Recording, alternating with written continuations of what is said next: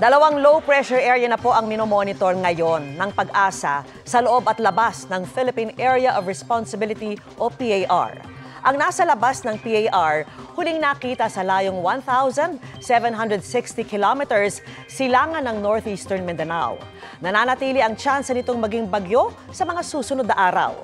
Ang isa pang LPA na nasa loob ng PAR at huling namataan 130 kilometers east-southeast ng Baler, Aurora, posibleng mag-dissipate o mawala na sa mga susunod na araw. Pero sa ngayon, nagdudulot pa ito ng pag-ulan sa ilang bahagi ng Luzon.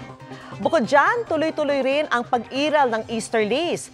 Base po sa datos ng Metro Weather, umaga bukas may tsansa ng ulan sa ilang bahagi ng Quezon, extreme northern Luzon, Palawan at Mindoro.